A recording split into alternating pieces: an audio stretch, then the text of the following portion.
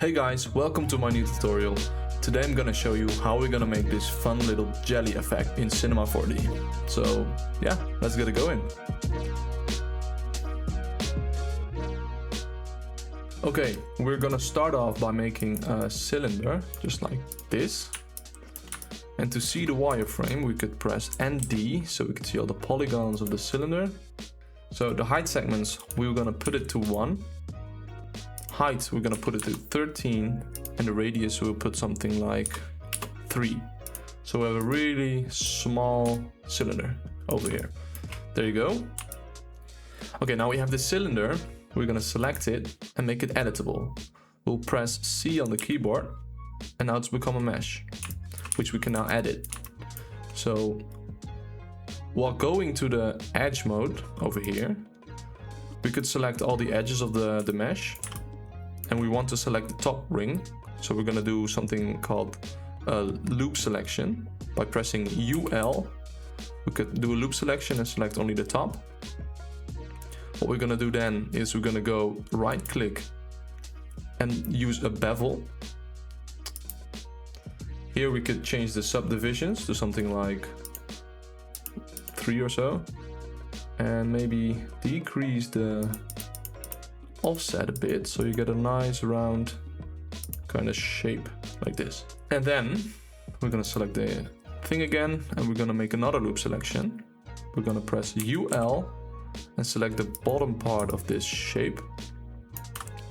We're gonna scale this up, so by pressing T we could scale this. And yeah, it really doesn't matter, just something like this will do. Okay, now we have this shape. We're gonna go into the polygon mode here.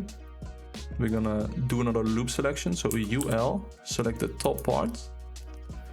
And then whilst selecting this, we could do UF, which is fill selection.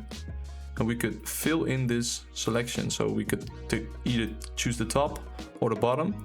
In this case, we want the top. So while holding shift, we could press the top, and now we have the top selected. With the selection selected, we could rotate this using the rotate tool, like 10 degrees.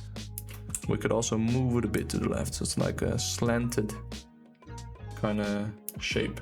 Yeah, something like this. All right, now we have this shape. We will clone this in a cloner, so we're gonna add a cloner, obviously. We'll put the cylinder in there. And with the cloner selected, we go to mode and change it to radial. Here we have a few options. We could change the radius to like 6. So you could see all the things are closer together. And also maybe the count, doesn't really matter. Really depends on what you like. So I will go for, yeah, 9 is fine. Like this. And then we have this nice shape. But we're missing the center, so what we're gonna do is we're gonna add a cylinder, make it really small again, so height 13, just as the other ones, and radius around 5 or so.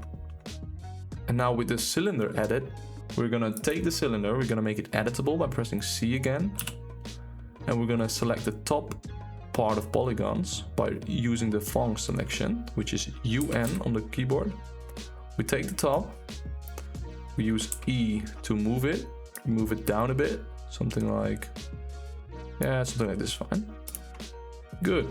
Now we have the general shape, but the thing is, we want one mesh, and this still consists out of like the cloner and another cylinder. So what we're gonna do is we're gonna add the volume builder, like here. We put the stuff underneath the volume builder. And then you see we have this really big, weird shape.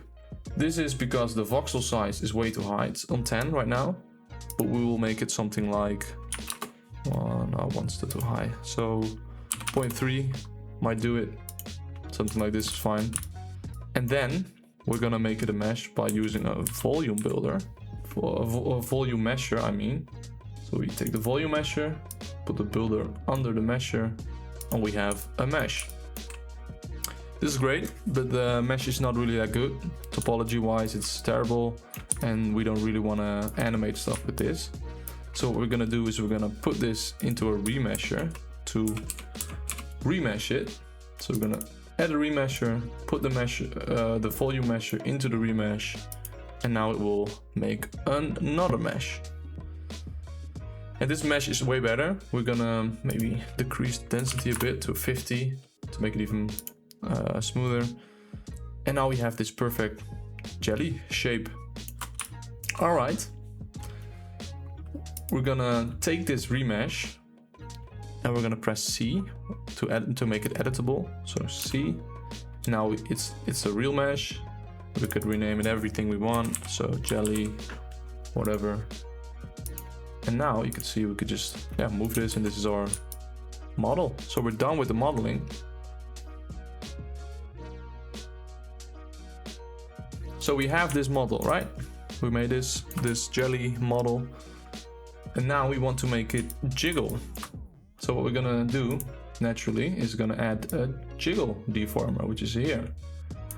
Take the jiggle deformer, put it underneath the jelly, and if you play this back and you move the jelly, make sure you move the jelly, not the jiggle itself, you will see it already kind of jiggles.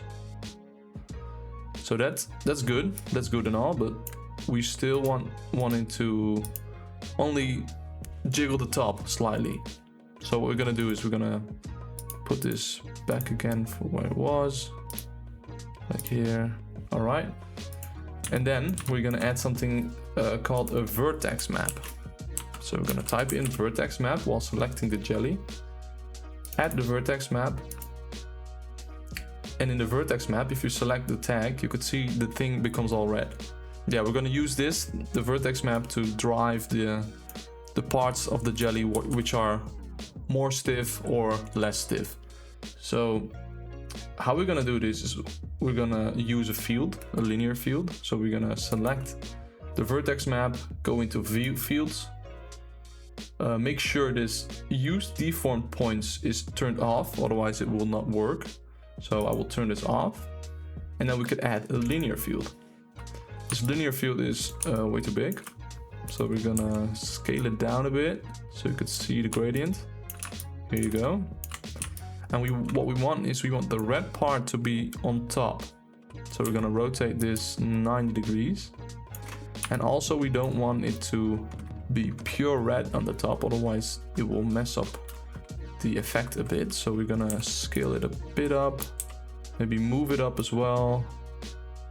Yeah, you can of course play with this as you go along, but yeah, something like this is fine. So what we're gonna do then is we're gonna hide this linear field because it's annoying to see. And we're gonna go into our jiggle deformer. Here there's a few options. We have the strength, stiffness, structural, whatever. And what we're gonna do is we're gonna take this vertex map and put it into the stiffness and into the structural map. And now it's using the vertex map to drive the jelly. So the yellow part's gonna be more rigid, and the top part's gonna be more jelly-like. So if we take the jelly now, play the animation, because it only works if you're playing it, and move it, you could see it's dragging behind the thing, but it looks more like a cloth, which is not really what we want. So we're gonna adjust some settings, especially the strength into the jiggle. We could decrease this all the way to 15. Stiffness we will increase to like 90. Drag we could decrease to 5. And then if you now play it back, you could see it behaves more like a jelly. So yeah, there you have it. This is how we use this jiggle effect and put it on a mesh we made ourselves.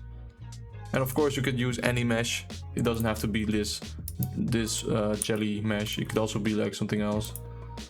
So yeah.